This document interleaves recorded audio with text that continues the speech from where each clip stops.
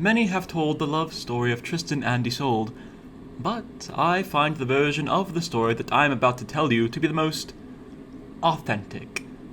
This tale of love, sacred yet forbidden, healing yet destructive, fulfilling yet frustrating, tyrannical yet benevolent, all with noble hearts will understand. In Parmeny, a domain in Brittany, there lived a noble lord named Revolin. Wishing to gain the experience and learning that can only be obtained by foreign travel, Revolin set sail for the mighty castle Tintagel in Cornwall, where he wished to join the court of King Mark, whose chivalry, polish, and courtly grace were known well beyond his double realm of Cornwall and England. Revolin participated in a great jousting festival held by King Mark, where he proved himself both a paragon of courtly charm and a champion of knightly skills. Hence, he was well received by King Mark's royal court, and very cordially welcomed by King Mark's beautiful sister, Princess Blanchefleur. During Revolin's stay at Tintagel, an enemy invaded Cornwall. Noble Revolin joined his host in defending his realm. He fought bravely, but while repelling the invaders, he was severely wounded. King Mark's men carried him half dead back to Tintagel. The beautiful Princess Blanchefleur, hearing that the strange knight lay nearly dead, disguised herself as a medicine woman, and thus gained entry to his quarters. Seeing her beloved lying there more dead than alive caused her to swoon, and she fell down beside him, her cheek against his. Slowly regaining consciousness, she took him into her arms and kissed him repeatedly. Her kisses revived him, and as God willed it, they consummated their love, and she conceived a child. I must sail to my homeland. Taman is under attack, and I must defend my land. But Revolin, I am a child, and without you here to protect me, I fear what people will say and think. Since we are not under a matrimonial vow, I'll bring so much shame to the royal family's name. Understand, my lord, but I'm not sure what there's to be done. I could come with you. My dearest. Do you not love me? Of course, my beloved boils with desire, and I want to be with you forever. I want our indiscretion to be seen as God sees it, of his making. Oh, please, Revolin, do not leave me here. Take me with you. Here's what I want you to do. Go to the castle and go directly to your chambers. Get only what is necessary to survive the voyage. As soon as it is night, and the king has had his fill of wine, meet me at the dock, and we will set sail for a new home. We could take refuge at my faithful marshal, Rule's home. Once we get there, I will arrange for us to be wed and give our child the family that is deserved. God bless you. You'll be so happy together, and our child will grow up knowing and loved, and neither you nor anyone else have ever experienced. Blanchefleur did exactly as Revolin had instructed her. As soon as night had fallen and she was able, she escaped through a servant's passage and into the dark night. Meeting Revolin on the dock as planned, they soon were on their way. As soon as they reached Parmeny, Revolin was true to his word and they were wed. Shortly after the wedding, Revolin had to leave his new bride to defend the realm. A fierce battle ensued, and on both sides many brave knights were killed. Tragically, good and noble Revolin was among the soldiers that had fallen. Blanchefleur, I am here to tell you that Revolin was most brave in defending this land. Rual, what are you saying? Rual, where is Revolin? I'm afraid that Revolin is gone. Gone? What do you mean, gone? It is with a heavy heart that I must tell you that Revolin is dead. What? No. No! No! Blanchefleur is going to labor. Calm down. Nurse, please. Something's wrong.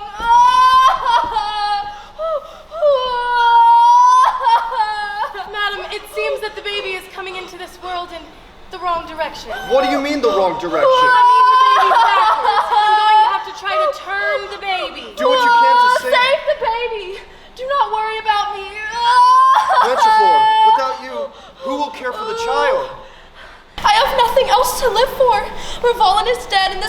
start to be my end. Rual, you must care for this child. You must make sure that this child is...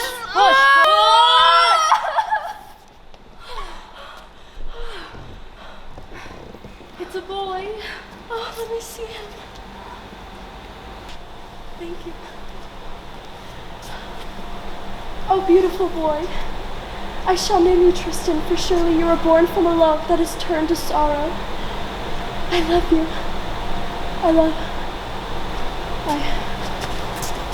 Little did his mother know that she set Tristan up just for that. Sorrow. You see, the meaning of the name Tristan is noise. Some say that he was marked by the noise of the grief and pain his mother felt during his birth. Rual and his good wife adopted the orphan boy as one of their own, thus hiding Tristan from his deceased father's enemies. Tristan was taught all the arts of chivalry, foreign languages, music, horsemanship, athletics, tournament skills, and dance. As he proved himself an able learner, soon surpassing even his tutors in these arts and skills and much more. Tristan, now 14 years old, is walking along the docks, observing the sea merchants coming in and out of the port. Tristan happens upon a merchant ship from Norway. As he enters the ship, his attention is turned toward a chessboard.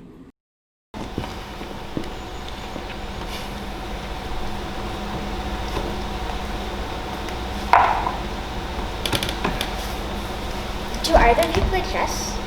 Why, yes, my dear boy. Do you? Yes, as a matter of fact, I do. Would you like to play a game with me? Sure. You don't look like you'll be too hard to beat. Oh, really? Boy, I've been around the world and played the best there is at this game. You'll be no match for me. Great, let's begin. One moment. Let me give my crew some instructions, and then we'll see who the better player is. Alright, here's what we'll do. The boy is so sure of himself that I'll keep him distracted with the game, and you will set sail. And we will take him with us and make him our ship's boy to wait on us hand and foot.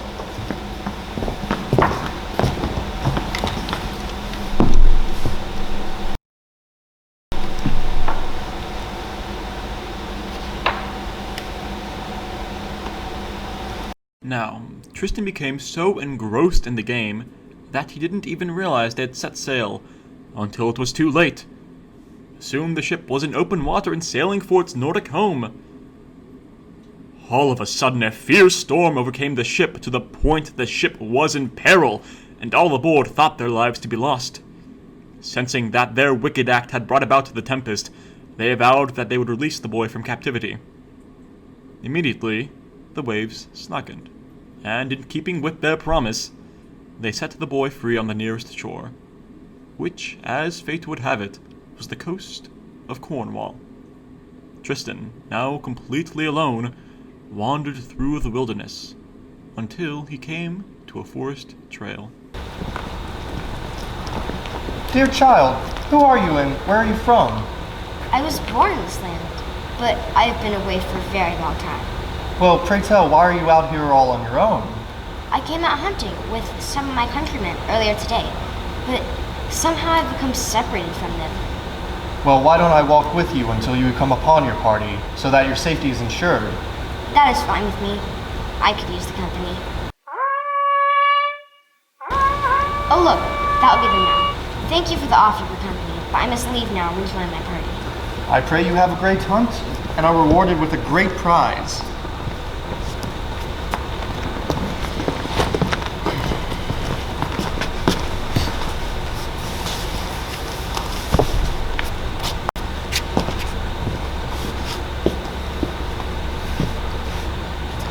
You're doing it all wrong. Let me show you how to dress that stag.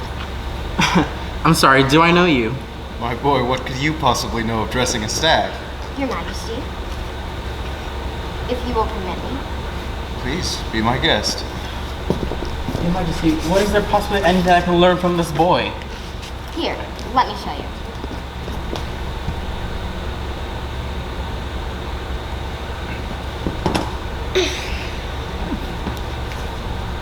Is that suit you, Your Majesty?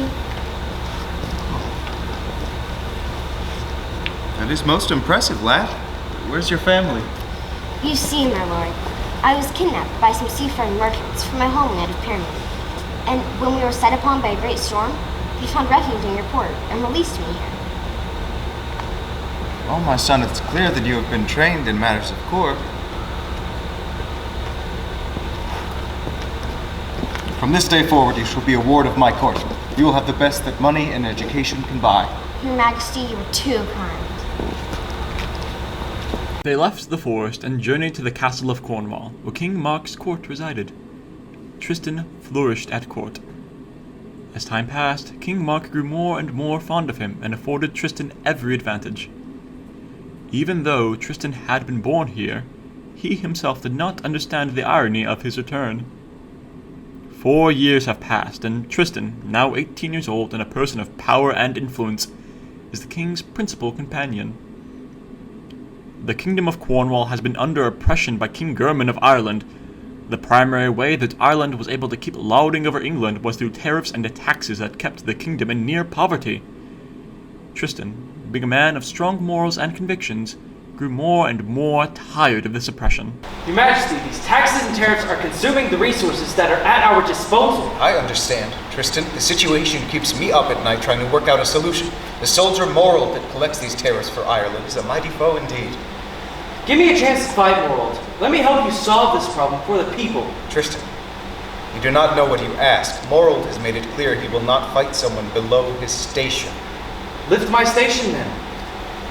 If something were to happen to you, I do not know what I would do. With all due respect, my lord, it'll take more than just good swordplay to outsmart me. I also have my wits and cunning. I understand, my dear boy, but it is still my duty to protect you as well. Excuse me. Father? Father, is that you? Tristan, my boy. I thought you were gone. I've searched for you ever since your disappearance. Excuse me, but who are you? Excuse me, Your Majesty. Please let me introduce to you my father, Lord Rual. Your Majesty, my name is Rual, Lord of Parmeny. I was the Grand Marshal there when my master, Lord Revalin, was here in your court many years ago. Yes, of course, I remember. Although, I seem to remember Lord Revalin leaving very quickly and without notice. It was imperative that he leave as we were under attack. He took with him your sister and... What do you know of my sister? I know that she was very much in love with Lord Revalin. She left with him because she was with child out of wedlock. Is she still alive? I'm sorry, sire. Due to the nature of the birthing process, she did not survive. Her last wish was that I take Tristan and raise him as my own. Father, is this true? Why have you never told me? Tristan, we wanted to save you the grief from which you were born. I hope you can forgive me. Tristan, do you know what this means? No, Your Majesty. What could this possibly mean other than the man that I've known my entire life has lied to me? Son, I too could be filled with rage and anger at what my sister thought of me years ago that robbed me of the chance to see her truly happy. But the joy of knowing that I found you, nephew, washes away all those feelings of regret and anguish. You are my uncle. Father, I forgive you. I am truly grateful for everything you have done for me. I just wish I could have known my real father and mother. Uncle, do you know what this means? This lifts my station, and therefore I will fight Morold on behalf of this kingdom, and great will be his fall.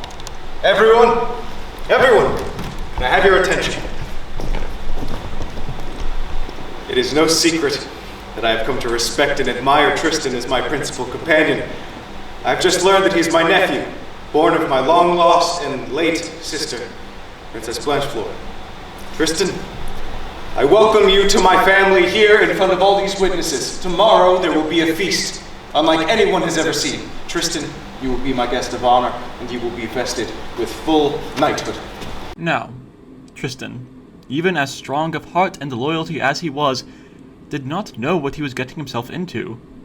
Morold, the brother of Queen Aoife, the Queen of Ireland, was a giant of a man. He is said to have the strength of 4 men. He came from the court of King German to collect tariffs of the people of Cornwall. Morold struck fear into the heart of the people. It was known that his sword was dipped into a poisoned potion that Queen Aoife had concocted. You see, Queen Aoife was versed in the magic and mystical arts. Morold! It is time for the oppression of the people of Cornwall to come to an end. You can tell King German that King Mark no longer desires to pay the tariffs that we have been forced to pay. England will no longer be submissive to Ireland. Tristan! You do not have the authority to make such demands. I am nephew of King Mark and his heir to the crown of Cornwall. I have strength and power in my favor. Plus King German, King of Ireland, has decided me to collect tariff. You either pay or you'll suffer the consequences. I have God on my side. I know I cannot fail. It is wrong of you to threaten people. I challenge you to a duel. A duel? You? I'll take you down without even breathing hard. We will see. Meet me on the morrow and we will see whom the better man is.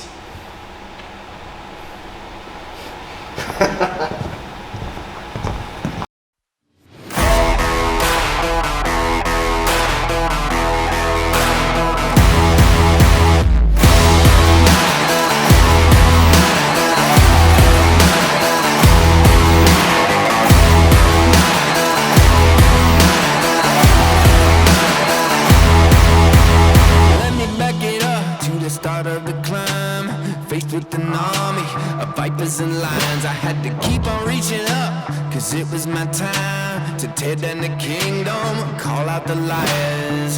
Got a jail on my heart from the pessimist, got those nails in my mouth for impressionists. Spent too much money on a therapist, it couldn't fix me, I accepted it. Gladiator, gladiator, gladiator, picked a fight with the gods, I'm the giant slayer, bone shaker, dominator, freight train, wrecking ball, I'm the gladiator.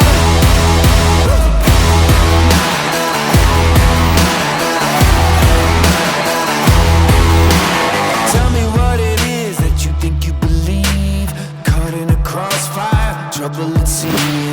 Every single day I feel that gold underneath, I see the locked doors, but I got the key. I'ma give you a second just to catch your breath, cause I can see that your heart is jumping out your chest. I know you gave it all cause I've already seen your best, and it's time you accepted this. Gladiator, gladiator, gladiator, picked a fight with the gods, I'm the giant slayer, bone shaker, dominator, freight train, wrecking ball, I'm the gladiator. Gladiator, picked a fight with the gods, I'm the giant slayer, bone shaker, dominator, freight train, wrecking ball, I'm the gladiator. Morold had spoken the truth. Tristan's injuries rapidly got worse and worse due to the poison that was on Morold's sword. Tristan knew and understood that without the cure he would soon perish, and everything he had fought for would be lost. With the help of some of his men, Tristan sailed to Dublin to find Queen Aoife and her cure. They embarked on a journey that brought them to Dublin. Since the port of Dublin was so shallow, they had to drop anchor a ways from the shore. Tristan asked his men to place him into a boat, so that he could go to the shore to find the queen. As he floated toward the shore, people on the bank of the water could hear beautiful music coming from the small vessel.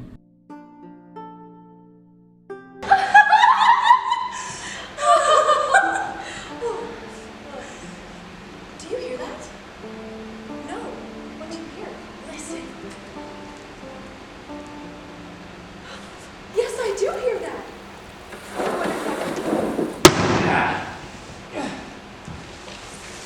Come help me. This man is hurt. Please. I need help. Sir, what happened to you? I am a court minstrel who was injured when my lord's ship was attacked by pirates. I was able to get to the lifeboat and escape with my life. Please, is there anyone here that can help me with my injuries? We could take him to see the Queen. Yes. Queen Aoife is known far and wide for her healing abilities. Come with us. We'll take you to see her. Oh.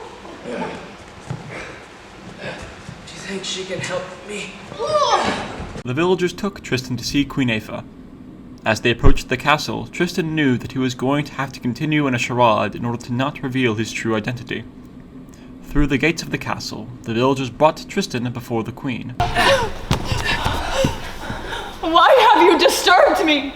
Can you not see I am in mourning over the death of my brother? Your Majesty, please. You know we would not disturb you unless it were a matter of life and death. Please, Your Majesty, you have always said you are here to cure the good people of this land. And if you do not help this poor soul, he will surely perish. Guards, please. Lay him on the table.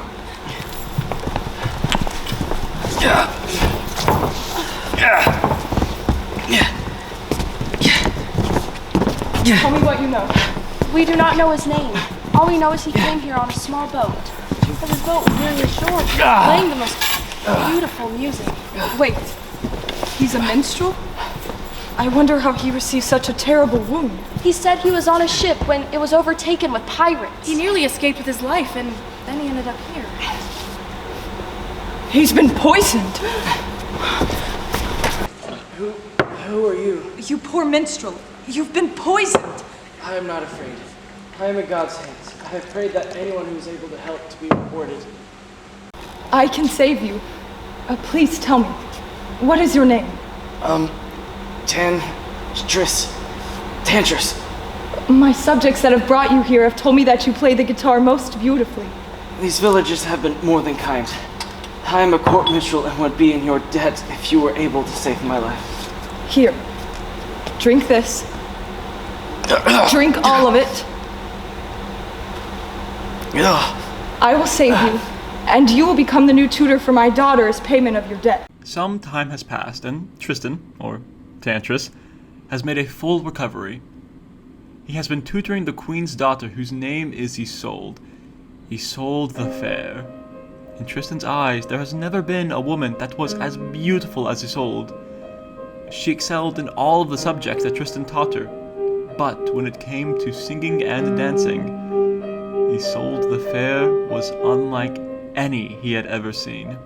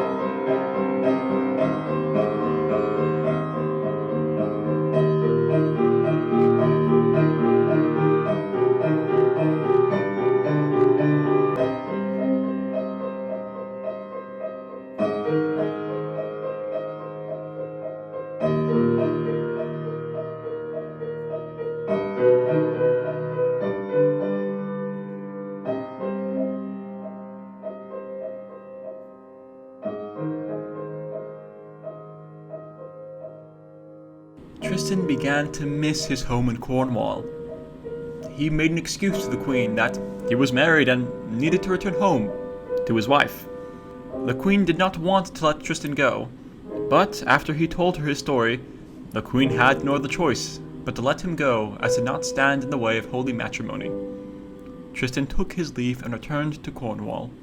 Baron, I will not have this discussion again. Your daughter is certainly kind, but I'm afraid I do not wish to marry right now. Tristan, is that you? Yes, Uncle. It is me. My boy, I thought you were dead. I heard about the battle with Morald, but afterward no one saw you. We were never able to recover the body. Now I know why. Well, please, sit. Tell me all about your adventures. Baron de Rose, please, come say hello to my nephew. Tristan, it is so good to see you again. Yes, my dear boy. So glad that you're alive and well. Thank you, Baroness. It is really good to be home. Tristan, please help me convince your uncle to marry my daughter Agnes. He's not getting any younger, and neither is she. Baron, why would you ask my help? My uncle has vowed never to marry. Tristan, you cannot expect the king to live without a wife. Now stop all this conversation about my love life. My nephew's home. Let's celebrate. After all this time, I can't believe this boy is back to undo all the work I have done to get the king to marry Agnes. My love, be patient. Allow all to be revealed, and then we will continue our plan. Do not be hasty, my lord. Uncle, it is so good to be home, but if I am to tell this tale, I must start from the beginning. After the battle with Morold, I was severely injured, and his blade was covered with a poison. Morold told me that only his sister, Queen Aoife of Ireland, had the cure. Knowing she would not help me if she knew my true identity, I lied to her. She came to know me as Tantris, the court minstrel, and after I made a full recovery, she hired me to tutor her daughter, Princess Isolde the Fair. I've heard tales of this Princess Isolde. Supposedly she is beautiful, yes? And with the political advantage it would gain me. Baron, I'm terribly sorry, but I'm afraid you'll have to find another husband for your daughter. It is done. I will ask for Princess Isolde's hand in marriage and unite our two great kingdoms. Well, Your Majesty, this is wonderful news. While you're away, would you like me to look after your things for you? There will be no need for that. Tristan will go in my stead and propose to the princess for me. So, let there be music and dancing.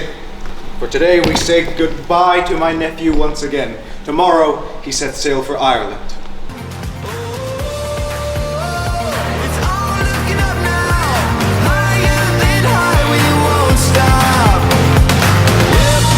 Coming up, just coming up, yeah, who knew? Now we are standing on top. Yeah, we've been coming up, just coming up, yeah, who knew? Now we are standing on top. Higher than high, higher than we ever knew that we could go. Maybe we'll fly.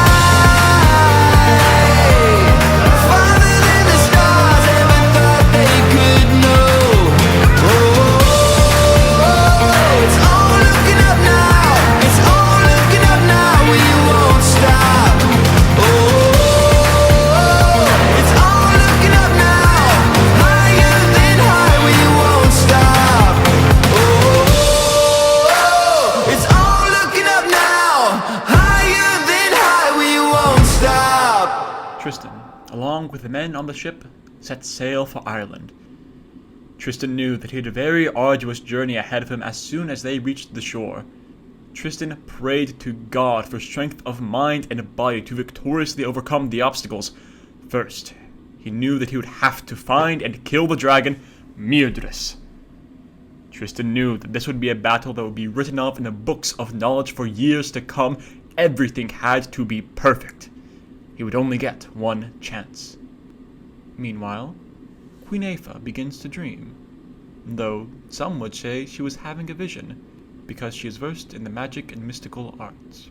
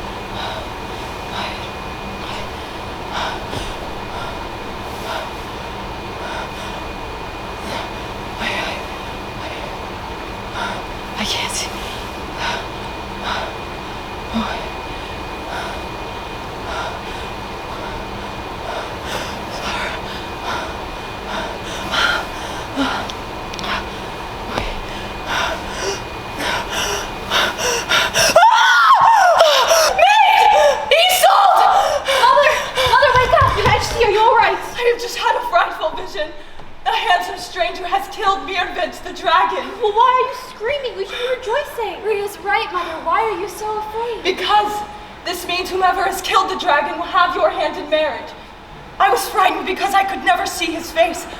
I always felt I would know who killed the dragon, so so I could push away those who falsely tried to win your hand.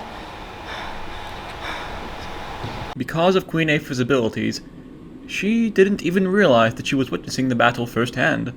But it's what happened after she woke that we will find interesting. There was another man that appeared at the dragon's cave. His name is Patrick, the king's cupbearer that is infatuated with Princess Isolde. Patrick noticed that the dragon was dead. He also saw Tristan lying at the water's edge. Assuming him to be dead, Patrick picks up the head of the dragon and heads back to the palace to claim his reward.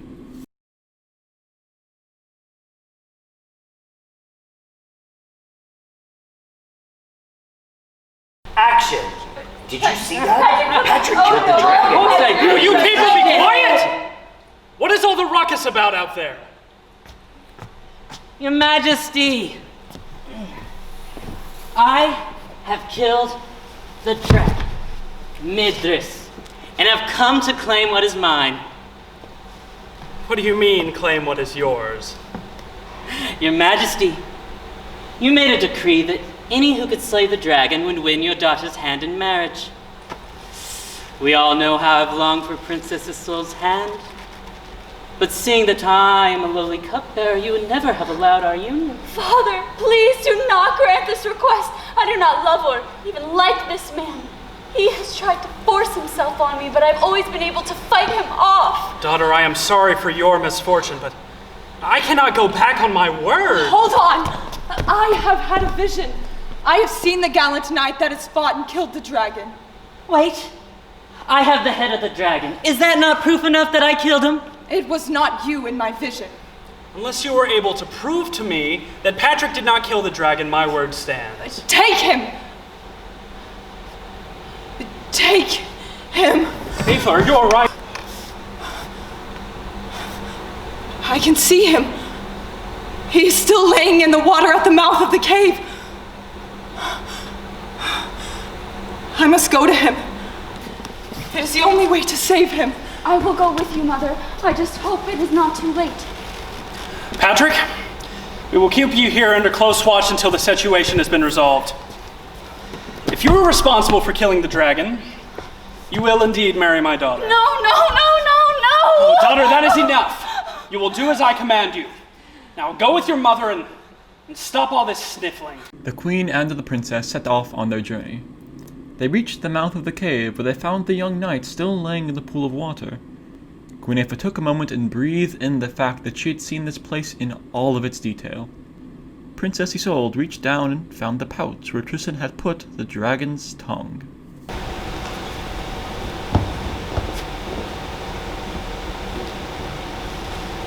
Look! It is the dragon's tongue! Stop! Do not touch that! It is full of poison.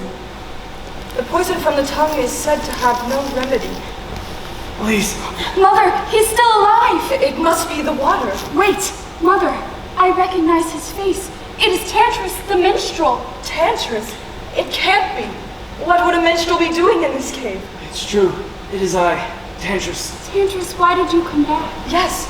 What brings you back to Ireland? Me and a group of merchants came to the port to do some trading, but we were not received well. In a desperate act, I came here knowing Mirdris plagued the lands. If I was to rid you of Mirdris forever, the king would have mercy upon me and my friends. Tantris, it is so good to see you again.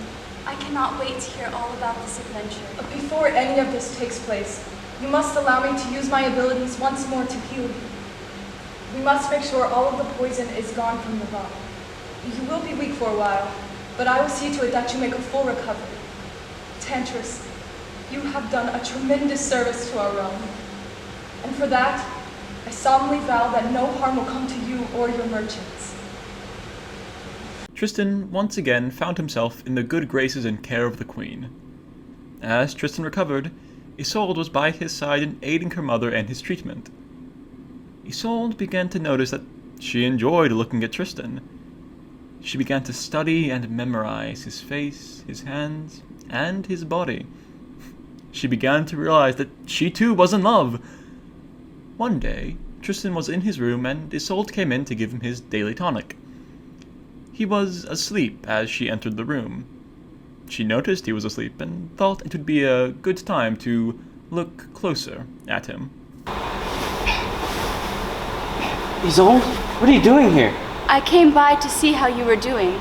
I hope you do not mind my staring at you. I seem to be mesmerized by you.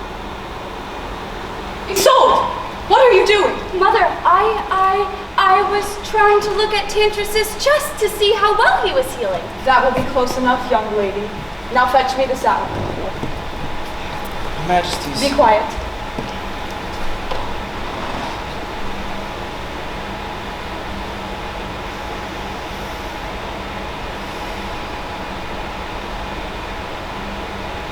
As you were saying. If you will listen to me for just a moment, there is something I must say to you both that I do not believe it will please you to hear. What could be so terrible? I have lied to you both for quite some time, and I want to set the record straight. My name is not Tantris. It's Tristan. What? I cannot believe you would play such a charade. Wait, your name is Tristan. The reason for my deception came from trying to protect myself from the pirates that overtook my ship. How could you be so deceitful? We have been nothing but kind to you. Oh, this changes everything, and it is your fault. I can never forgive you for betraying us this way.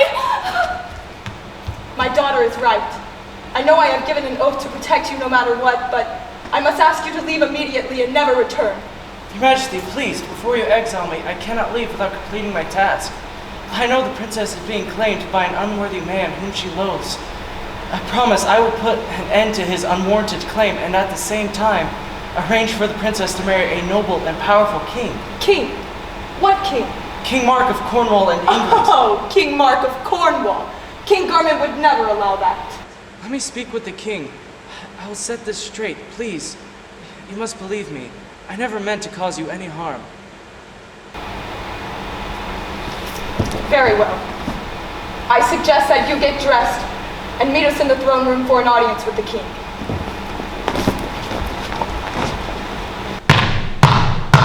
Enter! Your Majesty, I've come to talk to you and dispel the rumors that your cupbearer, Patrick, slayed the dragon.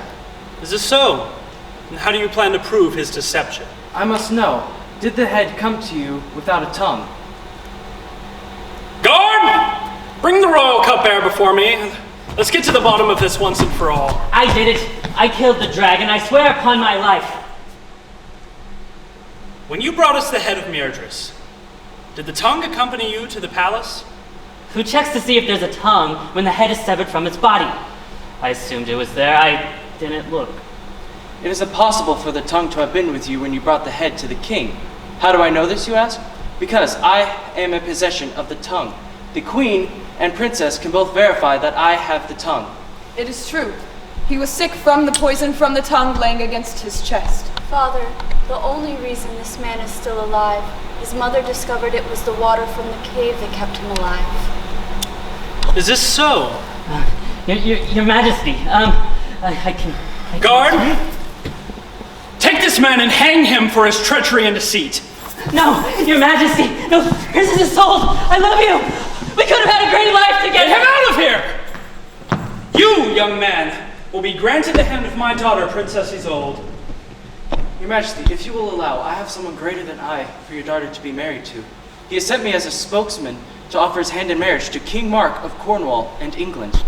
I believe it will be a fine match, and it will bring trade and protection to Ireland from England. King Mark? I'm glad to hear you say that. I've received notice from my ambassador that he wanted to marry the princess. And I have thought about it, and I have come to the decision. Your Majesty, are you sure this is the best decision for our daughter? Yes, it'll be a great union. Our daughter will be the Queen of England. Let there be dancing. Let there be merriment and the best of wine. Tonight, we celebrate.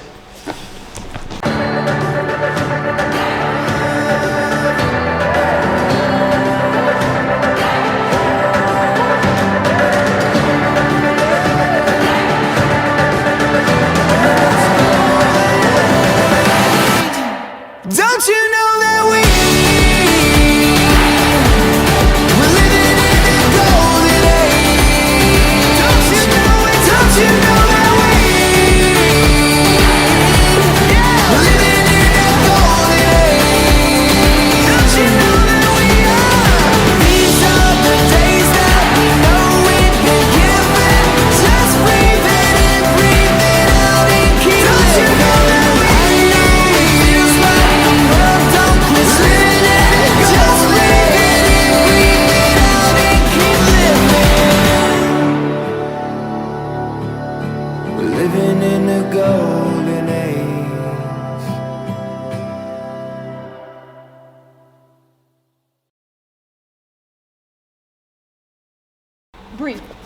You are to accompany the princess as her companion.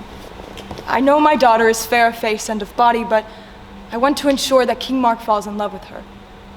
So take this bottle and make sure that King Mark and Isolde drink it on their wedding night. Your Majesty, I will gladly do what you ask, but what is in the bottle? It is none of your concern, girl. But madam, how will I... If you must know, it is a love potion.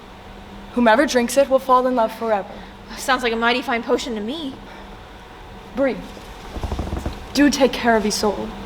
It may be a while before we see each other again. So, the day came and Tristan, Princess Isolde, and Bree were off to Cornwall. The seas were not kind to them as they sailed. The seas were so rough that Tristan ordered the ship to be docked so everyone could walk around on land to gather their stomachs so they would be able to continue. Princess Isolde, still feeling betrayed by Tristan's deception and upset because she was not very excited about being married, decided to stay on board. She urged Bree to take her leave and enjoy the walk on dry ground. Tristan decided to stay behind as well. Isolde, please, open the door. I have nothing to discuss with you, Tristan. You lied to me. I cannot believe you, of all people, would do that. Please, understand. I am so sorry for betraying you. I did it for my own protection. Now I'm pledged to be married to a man I have never met. I thought... King Mark is a generous man. If you open the door, we can talk about it calmly. Fine, come in. But only because you are really annoying begging at the door. Isolde, please, I beg your forgiveness. Tristan, stop.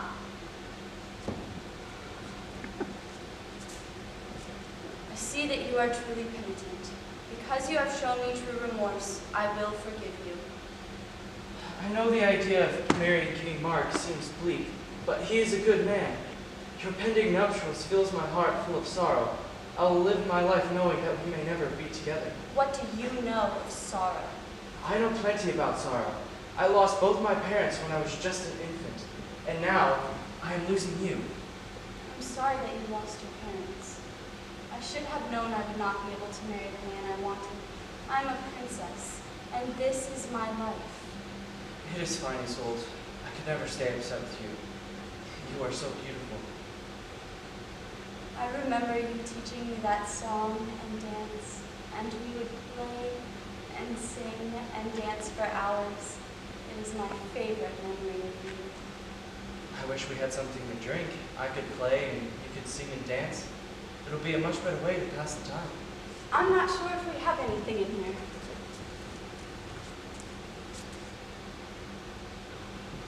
Wait. Look at this. Bree must have been hiding it for herself. Shall we? Sure. Ladies first. Your turn. Oh, Isolde, you are so beautiful. Here, have another. No! Then I feel the same about you. Oh no, what have you done? I love you. Oh no. How will I explain this to the Queen? My honor. My life will be ruined. Oh, Bree, what are you talking about? It is just a bottle of wine. No, Your Majesty. This will be your death. Tristan and Isolde have landed in Cornwall, and the day for Isolde's marriage to King Mark is upon us. The great hall is filled with great joy. However, this joy is only on the surface for Isolde. There are many concerns about how this facade will play out. Tristan is distraught with sadness and conflicted about how he will hide his true feelings for Isolde. The lovers look around every corner to see if the other is close by. Stealing kisses and caresses, Tristan and Isolde strive to keep their relationship a secret. Do you, King Mark, take Princess Isolde to be your lawfully wedded wife? I do. And you, Princess Isolde, take King Mark to be your lawfully wedded husband? I do. And by the power invested in me, I now pronounce you husband and wife.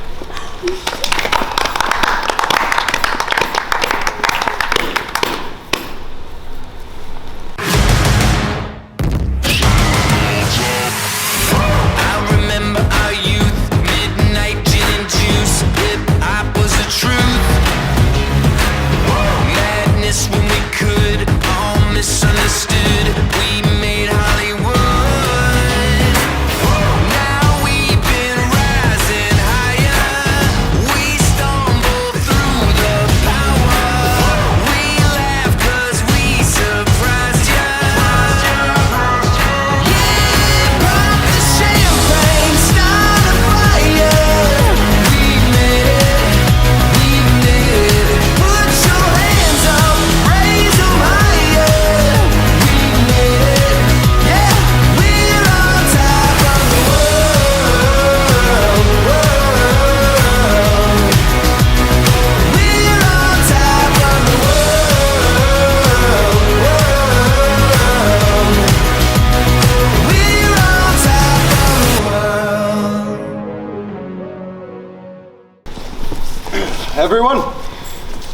could I have your attention? The time has come that my new queen and I must retire to our wedding chamber. Isolde, please, take my hand and accompany me. Yes, Your Majesty, I would be honored.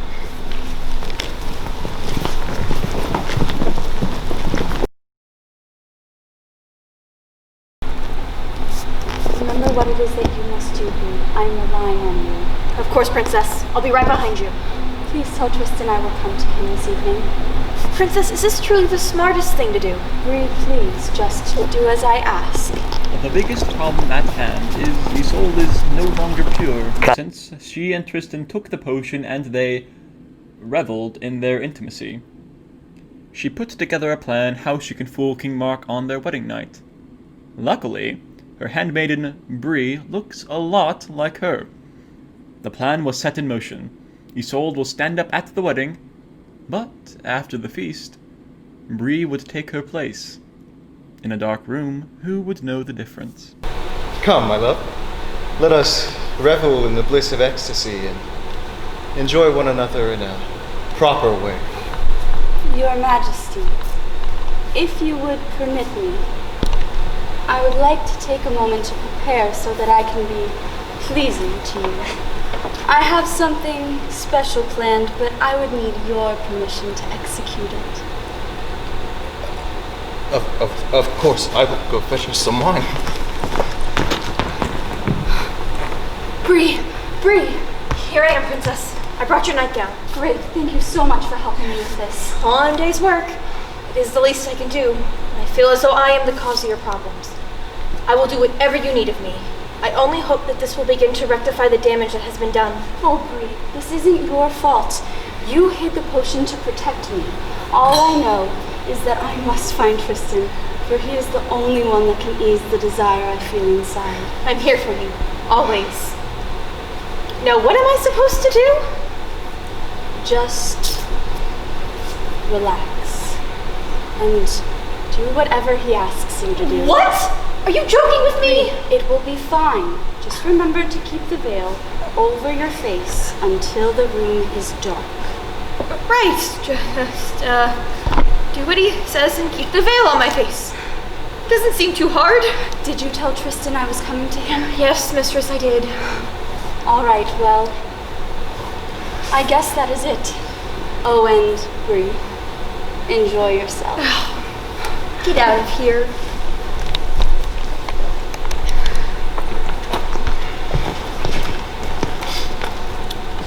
You know, my queen, my advisors tell me people call me King Mark the Generous. Let's hope I can extend that reputation tonight. Leaving Bree in the king's bedchamber, Isolde snuck down the hallway to Tristan's apartments in the castle. As she entered the room, Tristan was laying in bed, almost asleep, when she crawled into the bed next to him. Isolde? I could not bear to be away from you for another moment. But what about the king? How is it that he knows not you are gone? It has all been taken care of, my love. I had Bree go in as me. I had to make sure he thought me pure and virtuous. You have my heart, Tristan. There could never be another love like ours. Tristan, here. Please, take this symbol of my love. Oh, Isolde, I'll never take this ring off from around my neck as a symbol of my undying love.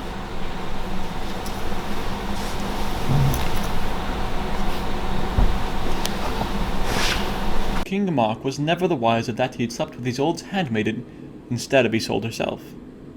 As time continued, Tristan and Isolde were constantly trying to find times and places to be together without King Mark's knowledge. As time moved forward and the number of deceptions grew, Tristan and Isolde became very sure of their abilities. A glance here, a stolen touch there, a graze across the back during court events.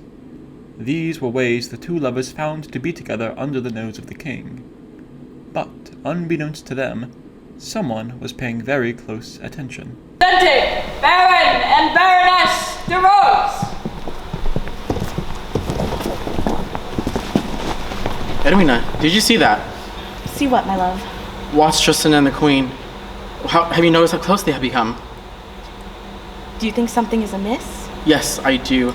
I don't believe that boy is as wholesome as he leads people to believe. Well, if they are hiding something, we must find out what it is. The king must be made aware of this debauchery going on behind his back. We will. As soon as we have concrete evidence about what is going on, we will tell the king. Baron, Baroness, it is good to both see you again.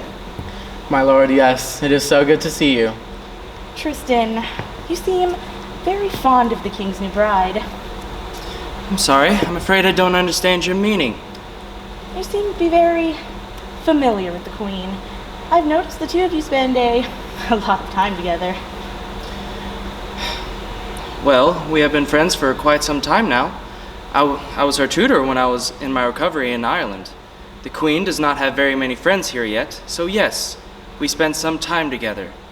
The King is aware of this. Well, then it seems as though everything's in order. If you excuse us, for which we have an appointment. Why, yes, of course. I bid you good day, Baron. Baroness.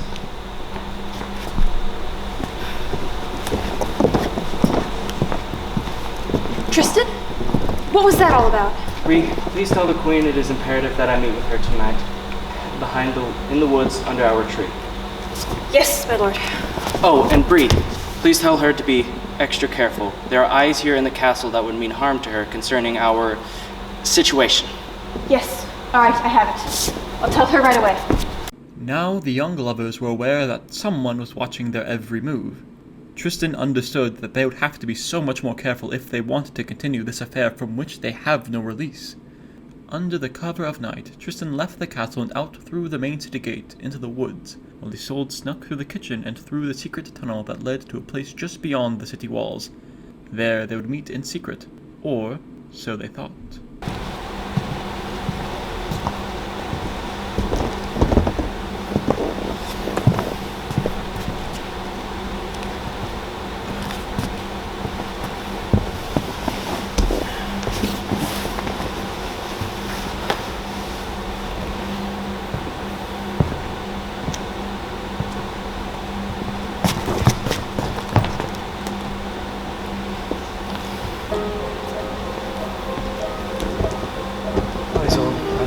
So good to hold you.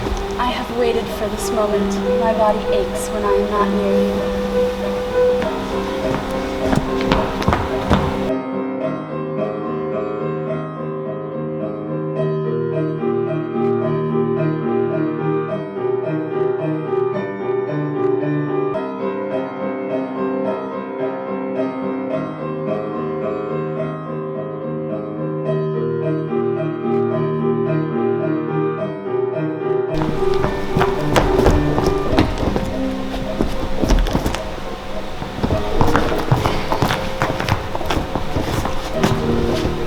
Baron, why have you brought me out here to look at a tree? Your Majesty, they were right here. This idiotic notion of yours is getting out of hand. Please, Your Majesty, just hear me out. I'm certain that Tristan and the Queen are carrying an affair right under your nose. Think about it. Think about how the Queen goes missing on hours at end, how they stare at each other, and nothing's ever done to control her. Baron, mind your tongue! That is my wife you are talking about! Think about it, Your Majesty.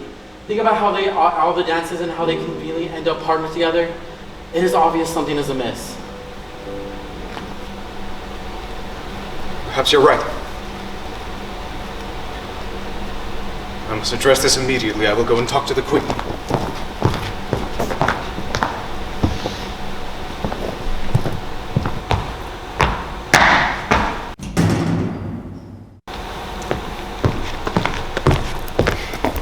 Isolde, there are some very serious allegations against you by members of this court. I am giving you the courtesy of hearing your side of the story in private and not in public. My husband, what are these allegations? That you and Tristan are having an affair behind my back. Is it true? I do not know what you are saying. I have been faithful to you, my husband. How do you explain all the hours in a day when you go missing? I am with my Lady Bree. I am hosting the women of this court. Do you think I have time to frivolously jaunt about the castle? I do not know. Do you? I am shocked that you would think so little of me. So hear me, husband. I will subject myself to the red-hot iron trial. For I believe in my innocence, and I know God will protect and vindicate me before not only your eyes, but the eyes of my accusers as well. Very well. We'll make the arrangements.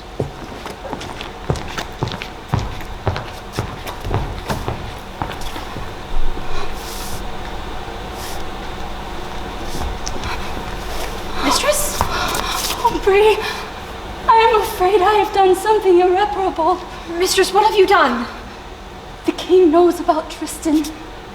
I denied it, of course, but he was so angry I had to do something dramatic to persuade him otherwise. Oh, my lady, what did you do? I agreed to a red-hot iron trial. It is to happen on the morrow. What do I need to do to help you? Let me think.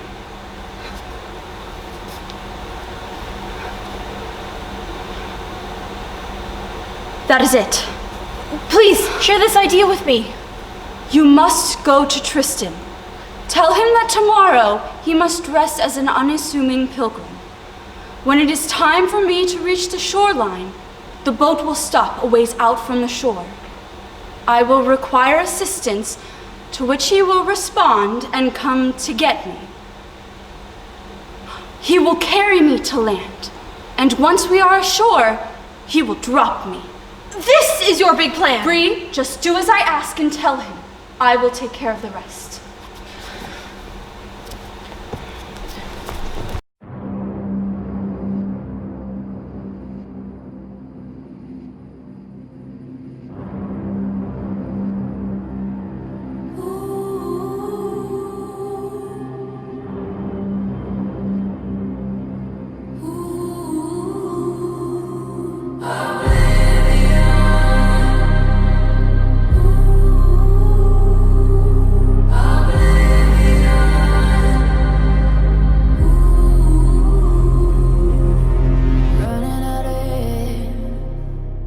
Sinking like a stone, sending up a flare, hoping I float. I don't know where, there's only one way to go. Gotta cut the fear, I gotta cut the rope. Hope is wearing thin.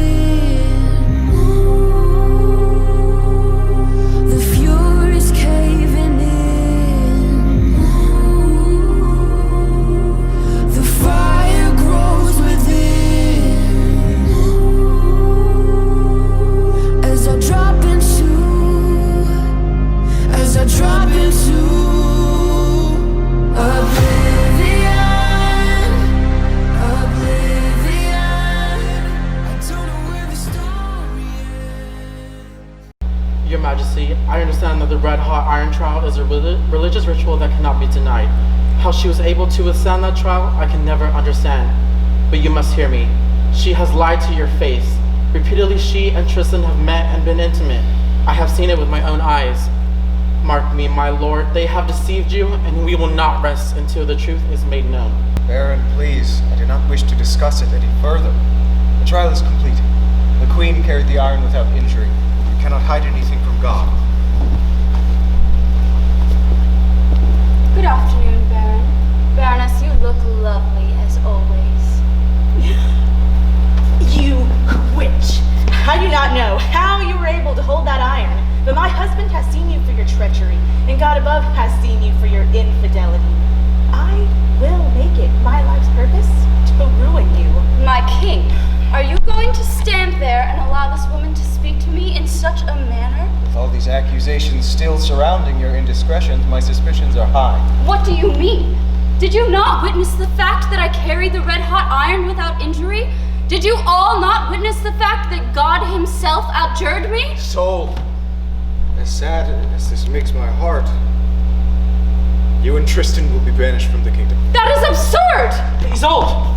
My nephew, do you speak so casually to your queen? My apologies, Majesty. I heard the Queen's voice from the hall. And what? Came to the aid of your love? Seems to me like your secret is out. His Majesty knows exactly what is going on. Uncle, I swear the Queen is loyal to you, as am I. She proved that with the red-hot iron. Do not speak to me in that tone. Seize my nephew and the queen immediately. Escort them outside the city walls. Tell the sentries they are not to be permitted inside the city again. Your Majesty, maybe it'd be better if we kill them instead. Baron, I tire of you and your wife's meddling. Seize the Baron and Baroness. Your Majesty, yes. I'm so sorry if we've overstepped. We will humbly carry out your demands. Wait, bring them back to me. I'm so tired of trying to be the good guy here. I've been manipulated by the two of you for the last time. Take them to the dungeon. My lord husband, please, this is preposterous. What else must we do to you to prove our innocence? I have said all I am going to say on the matter. I gave you my heart, gave you a kingdom, loved you. This is how you repay me. Uncle. And you, nephew. I've given you everything your life is built upon. You are my closest confidant. You killed Morold and fractured your sword to himself. You what? My queen, please. Morold was oppressing the good people of Cornwall. Wait, you were the knight that killed my uncle and you never told me? How could you? Isolde, please, understand. When you first presented yourself to my father's court, you were injured. You said pirates had overtaken your ship, but that is not what happened at all, is it? I forgave you for lying about your name when all this time you were hiding your identity because you killed my uncle. I have given myself to you and loved you. How could I be so stupid? I hate you! You what? You what? Your Majesty, please, you must understand. Everyone please. Quiet! She's the queen and my nephew. Let us prepare a pyre. Tomorrow they shall be put to death for their treasonous acts. With the news of Tristan and Isolde being executed running rampant through the land, a crowd of people gathered close to watch the burning of the two lovers. The king was heartbroken over the news of their betrayal. So heartbroken that he was fueled to carry out their sentence, swift and sure.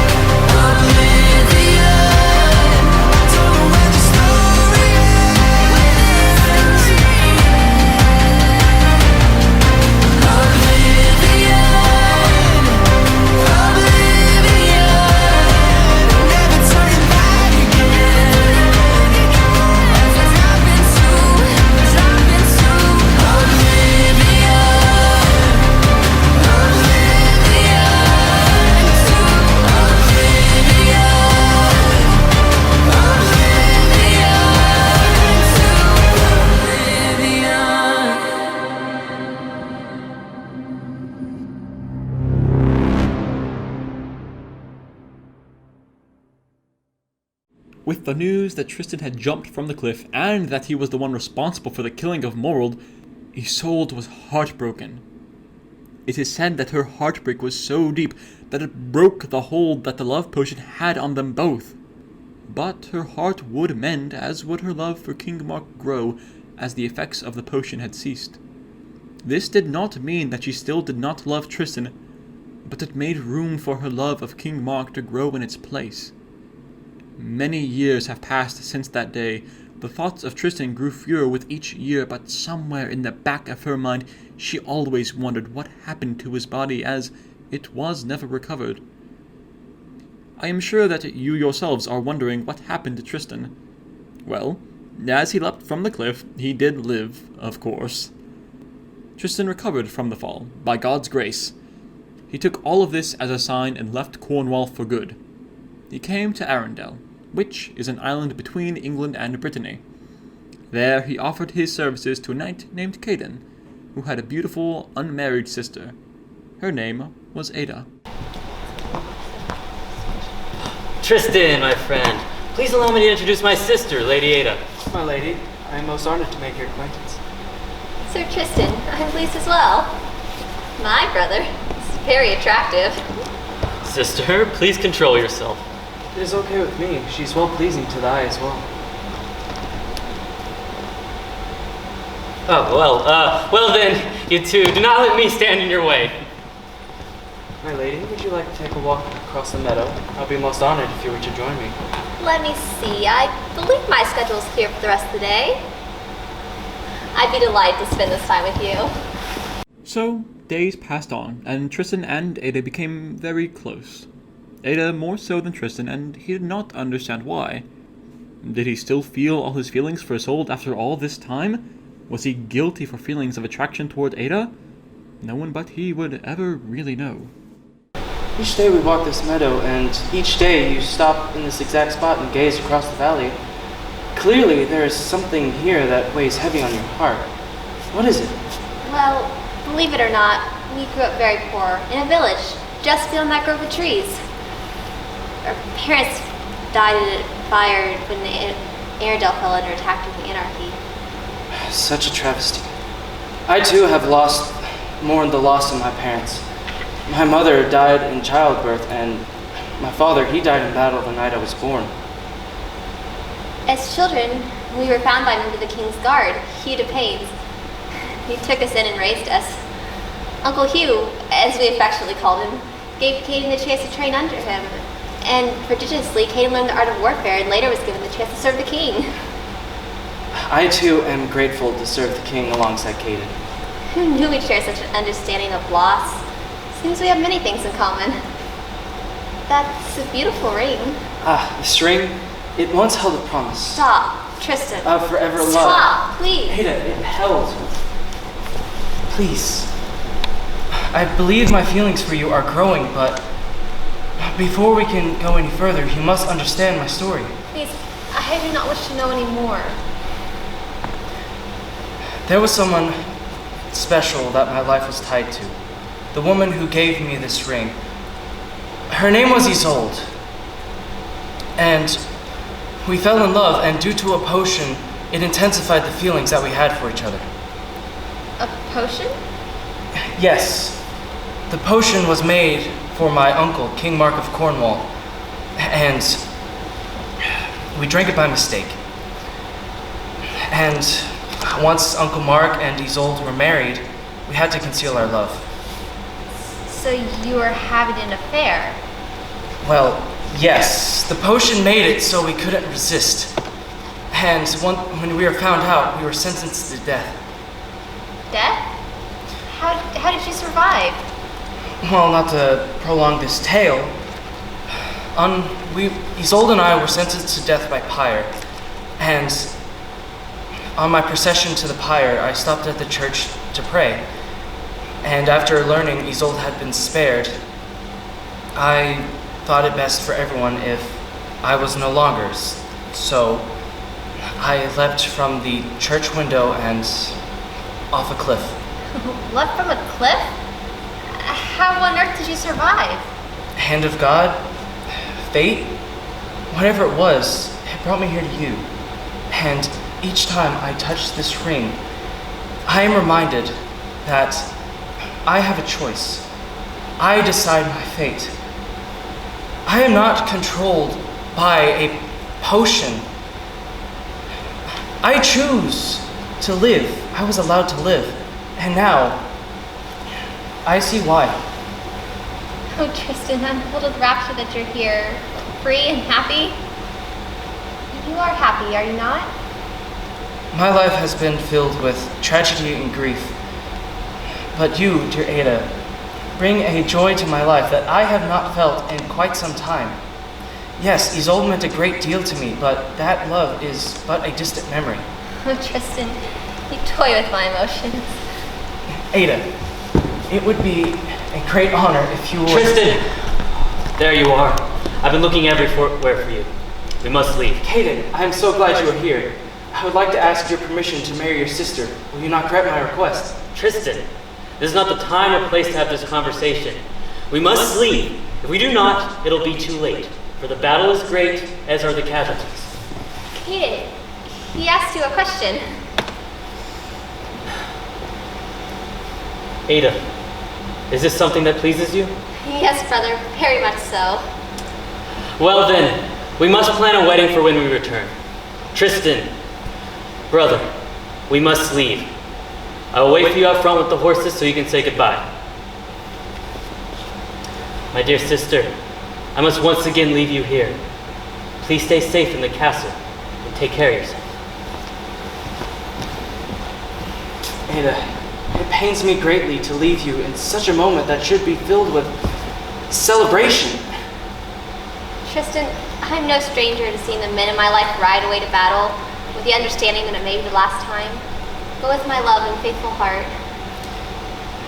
Ada, I know our courtship has been short, but please, take this ring as a symbol of my love, and upon my return, we will have the biggest wedding that Arendelle has ever seen. Yes, Tristan, of course I'll marry you.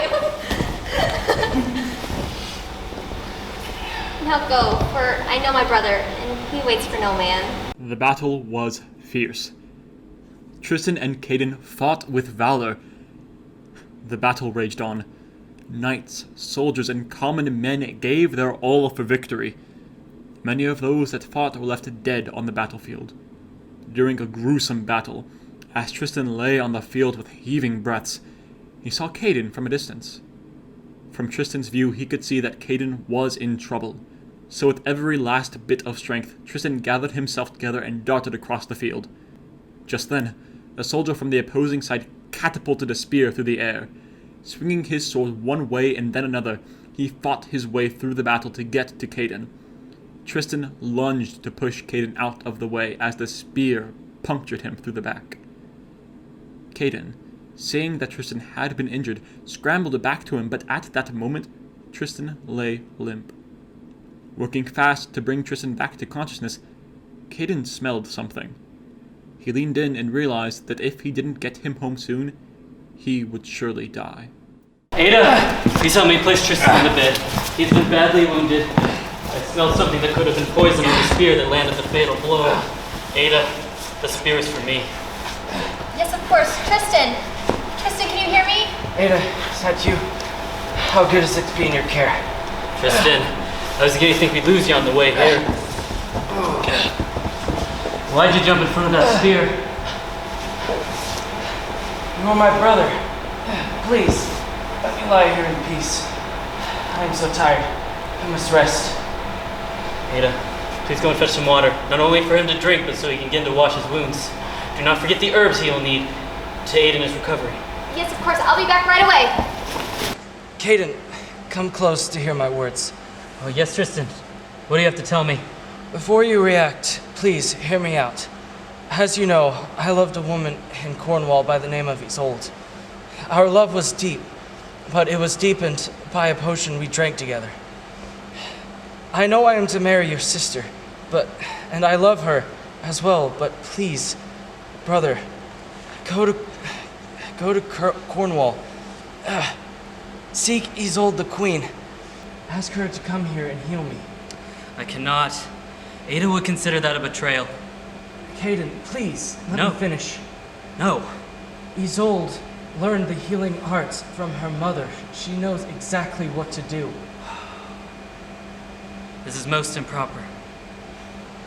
On your journey, prepare your white sail and your black sail. Upon your return, if she has returned with you, fly your white sail. If she has refused to come, fly your black sail. This way, I will know what my fate will be before you reach the port. The Queen does not know me. How will she understand who I am, and better yet, who sent me? Many years ago, Isolde gave me a ring. You must take this ring, and when they ask who you are, show the Queen her ring, and she will know it is truly me. Do you feel you'll be able to hold on until I return? It is several days' journey there and back. I will be able. Ada will see to my care. What was that, my love? Ada, your ring. You must give Caden your ring. My ring? Why must I give my ring to Caden? Caden will need the ring to prove who he is when he goes to Cornwall to seek aid for my injuries. Ada, I must away once again.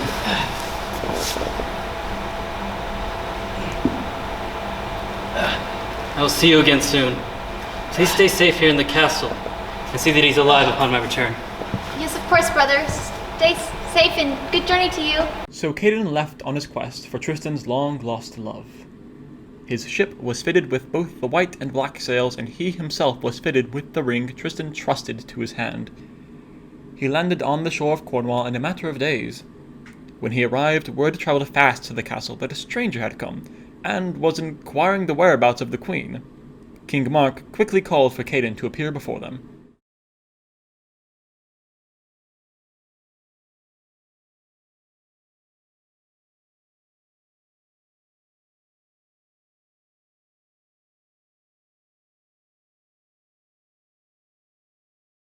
What manner of rogue are you to demand an audience with the Queen? Your Majesty, my name is Caden, Grand Knight of Arundel. It is a great pleasure to meet your Majesties, and thank you for allowing this audience. What is the reason for your visit? My business is of the utmost urgency.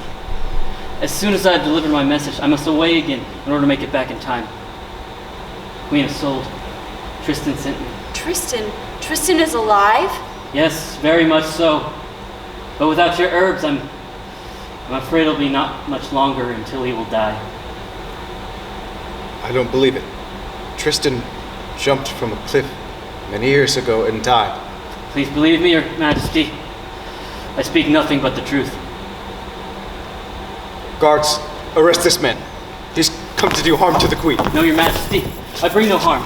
No, Queen Isolde. Tristan gave me a ring. Stop! Bring him closer. What did you say? A ring. Tristan gave me this ring. This is my ring. This is the ring I gave to Tristan all those years ago. He's alive. This is ludicrous. Isolde, listen to me. Tristan jumped from that cliff. This is impossible. This is the ring I gave to Tristan. He never would have given it to anyone. I know it is him. Your Majesty, Tristan was badly hurt in battle. We believe it was a poison spear that has caused his affliction. Your Highness, he said that your knowledge of herbs and medicine outstrip all those who practice the healing arts. Only you will be able to heal him. I cannot believe this. Tristan is alive after all these years. With all due respect, Your Highness, if we do not away immediately, it'll be too late, for the poison will take over and render him lifeless. Oh, Mark, my love, I know these words are hard for you to hear, but if you have loved me as I love you, you must let me go to save his life. Isolde, my love, your love and gentle ways have lit my sky like the morning sun. I trust that you will be true to me. I will return the minute that he is recovered. It is difficult to let you go, but Tristan is my nephew. I never wanted harm to come to him. Over the years, you have taught me what it truly means to be loved. Go. You have my blessing. Caden, please, make sure that she is protected take it care of and returned as soon as Tristan is stable. Yes, Your Majesty. You have my word. My love, you will be missed.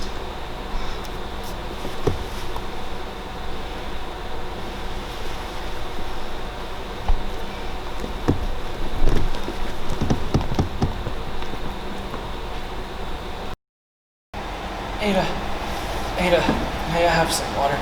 Yes, of course, my love. Here you go. Thank you. These days are becoming so long. The bite, this poison, it's so strong. I feel that I may not have much time left. Is there any news from Caden? Not yet. We're all watching and waiting for his return. Can you look out the window? Do you see a ship on the horizon? I will look.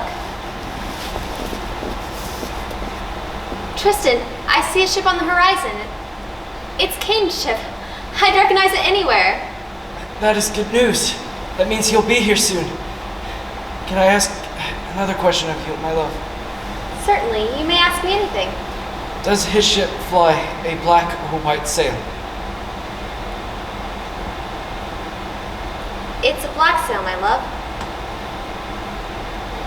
Black sail? Are you sure? Yes, Tristan. It's a black sail. Why does that detail matter to you? Isolde, my love. Gone. Forever. Tristan? What'd you say? Tristan? Tristan? Tristan, if you could have just stayed home, I could have been your home. I could have been your forever love. Ada, I'm so sorry.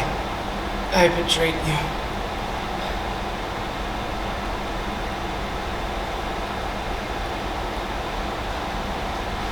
Ada, we made it. Queen Isolde will be able to heal Tristan. Caden! You're dead!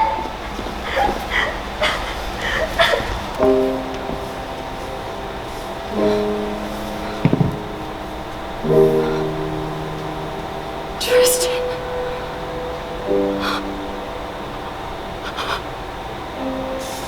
I cannot believe that you are gone. You are my forever love, even though the potion has long lost its hold on us. I can never know another love like ours. I had earned to live with my despair, with your loss. And now, filled with a hope I had not felt in years, I lose you again. You gave up your life because I could not arrive fast enough. Oh God, please, let your work in me be done, and let me rest in the arms of my true love.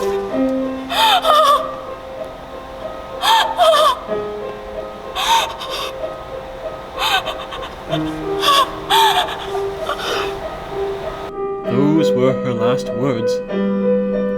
The bodies of the two lovers were buried side by side. The procession was great. Everyone, who was anyone, was in attendance.